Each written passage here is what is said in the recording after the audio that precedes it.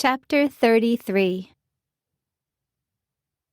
Well, God, you brought me through another long morning. I don't know how you managed, but you did. Susanna relished the sound of the hot water filling up the tub. She couldn't remember the last time she'd enjoyed a long bath.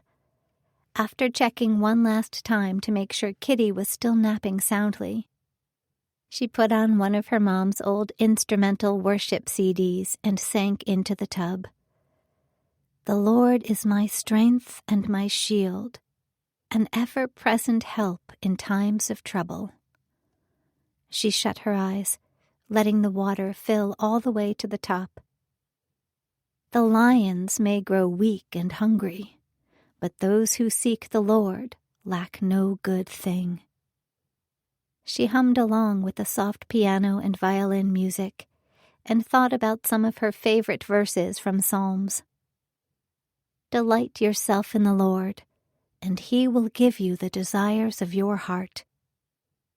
God had given her so much, a close family, almost 2 decades with a kind, gentle mother who taught her about the Lord and modeled how to be a selfless servant to others.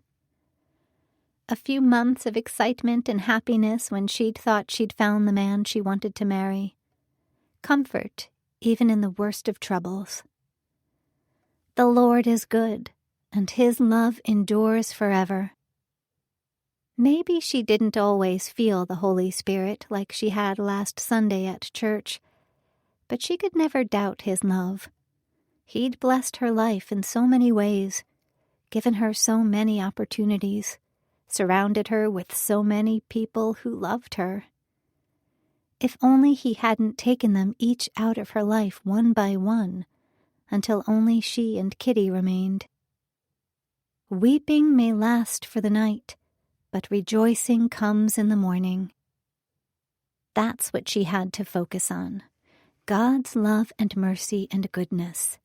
There was no point dwelling on painful memories. She didn't want to grow old and bitter. She wanted God's love to pour out of her freely, effortlessly, abundantly, even if she never fell in love again. Lord, why do I keep thinking about him? Why can't I get him out of my mind?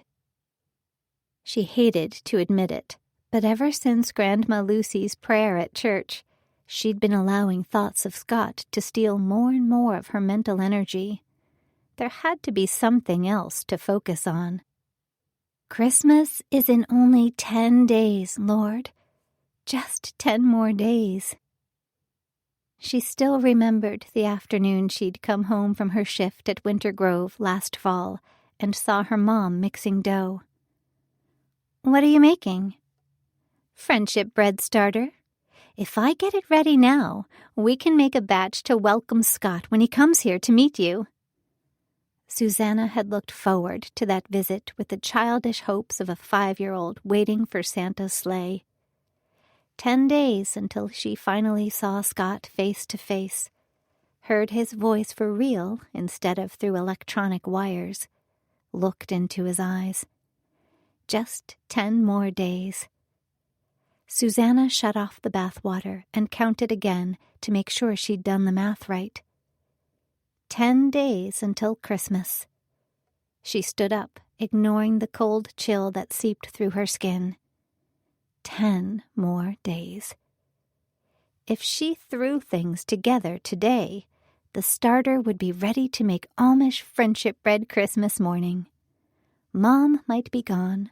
Sorrow might pour out of every one of her pores until she didn't know how she could even breathe.